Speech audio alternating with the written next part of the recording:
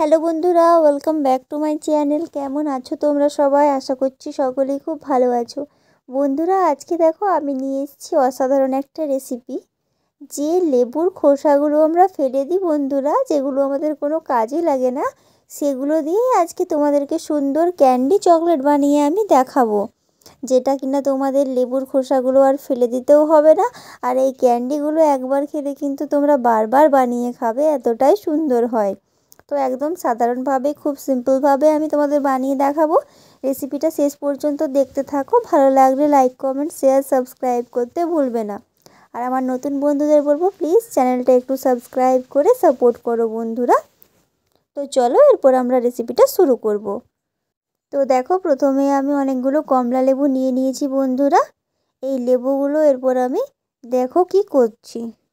তো বন্ধুরা, যেহেতু লেবুর খোসাতে অনেক নোংরা থাকে, তাই দেখো আমি একটু বেকিং সোডা এই লেবুগুলোর মধ্যে দিয়ে দিয়েছি। এরপর এগুলো খুব ভালোভাবে আমি মাখিয়ে নেব বেকিং সোডাটা কমলা লেবুর ওপরে। সবগুলো একইভাবে এরকম করে আমি মাখিয়ে নেব, যাতে লেবুর খোসাগুলো থেকে যত নোংরা আছে সব উঠে যায়। এইভাবে সবগুলো আমি পরিষ্কার করে নেব। এই দেখো, পরিষ্কার করার পর 10 মিনিট আমি এটাতে ভিজতে দিয়ে দেব। 10 মিনিট এভাবে জলের মধ্যে রেখে দিতে হবে। 10 মিনিট পরে দেখো এইরকম পরিষ্কার জলে আমি এটাকে ধুয়ে নেব। ব্যাস, একদম পরিষ্কার হয়ে গেছে। এরপর দেখো এই খোসাগুলো আমি ছাড়িয়ে নিয়েছি। এরপর এখানে বাটিতে আমি জল দিয়ে দিয়েছিলাম গরম হতে, এটা পুরো ফুটে এসছে। এরপর লেবুর খোসাগুলো আমি এর মধ্যে একটা একটা করে সবগুলো দিয়ে দেব। আর খোসাগুলো কিন্তু বন্ধুরা এইভাবে বড় বড় করে ছাড়াতে হবে।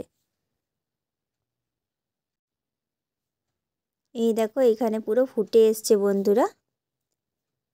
এরপর এটাকে আমি নামিয়ে নেব। এই দেখো, খোসাগুলো নামিয়ে নিয়েছি, পুরো গরম আছে বন্ধুরা, একদম ধোয়া উঠছে। দেখো, একটা খোসা নিয়ে চামচে করে ভেতরের এই সাদা সাদাগুলো ছাড়িয়ে নেব।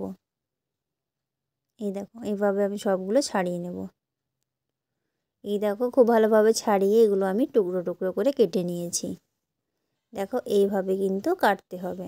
এই দেখো কতটা সাদা বেরিয়েছে, এগুলো সব বের করে নিতে হবে। আর এই দেখো, এখানে আমি লেবুর রস বের করেছিলাম বন্ধুরা। তো কড়াই চাপিয়ে দিলাম, কড়াইয়ের মধ্যে আমি লেবুর রসটা দিয়ে দিলাম। এখানে নিয়েছি চিনি। এরপরে লেবুর রসের মধ্যে চিনিটা দিয়ে দেব। এটাকে কিছুক্ষণ আমি নাড়াচাড়া করতে থাকবো।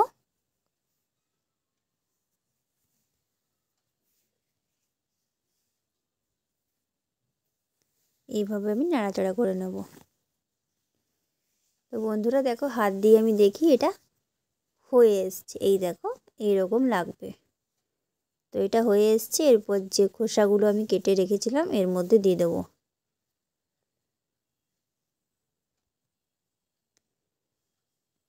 দিয়ে যখন একদম শুকনো শুকনো হয়ে যাবে, তখন এটাকে নামিয়ে নিতে হবে। এইভাবে লো ফ্লেমে নাড়াচাড়া করতে হবে কিছুক্ষণ। এইভাবে খুব ভালোভাবে নাড়াচাড়া করতে হবে বন্ধুরা। এটা কিন্তু একটু একটু পরেই নাড়াচাড়া করতে হবে, নয়তো কিন্তু ভেতরে লেগে যাবে বন্ধুরা। এই দেখো, এটা হয়ে এসছে। এরপর এটাকে আমি নামিয়ে নিচ্ছি একটা একটা করে। এটাকে নামিয়ে ভালোভাবে রোদের মধ্যে শুকিয়ে নিতে হবে। এই দেখো, আমি পুরো ভালো করে রোদের মধ্যে শুকিয়ে নিয়েছি বন্ধুরা। দেখো কতটা সুন্দর শুকিয়ে গেছে। এরপর চিনির গুঁড়ো এর মধ্যে দিয়ে দিতে হবে। চিনির গুঁড়ো দিয়ে খুব ভালোভাবে মাখিয়ে নিতে হবে। এই দেখো বন্ধুরা, চিনির গুঁড়ো মাখিয়ে নিয়ে এটাকে আমি রেখে দিয়েছি একটা প্লেটের মধ্যে। কতটা সুন্দর লাগছে দেখো দেখতে বন্ধুরা, কত সুন্দর ক্যান্ডি তৈরি হয়ে গেছে। দেখো, এগুলো কিন্তু খুব ভালোভাবে খাওয়া যায় বন্ধুরা, এগুলো খেতে খুবই ভালো লাগে। তো তোমরা একবার বানিয়ে দেখো বন্ধুরা, কতটা সহজ পদ্ধতিতে আমি বানিয়ে দেখালাম বন্ধুরা, কত ইউনিক একটা রেসিপি। এই রেসিপিটা তোমরা কিন্তু বাড়িতে অবশ্যই একবার ট্রাই করে দেখো। আর আমাকে কমেন্টসের মাধ্যমে জানাও যে কেমন হয়েছে। খুবই ভালো লাগে বন্ধুরা এটা খেতে, কিন্তু এটা তোমরা কন্টেনারের মধ্যে রাখতে পারবে অনেক দিন অবধি স্টোর করে। তো রেসিপিটা ভালো লাগলে অবশ্যই একটা লাইক দেবে। আর এইরকম ধরনের আরও নতুন নতুন রেসিপি পাওয়ার জন্য আমার চ্যানেলটা অবশ্যই সাবস্ক্রাইব করে একটু পাশে থাকবে।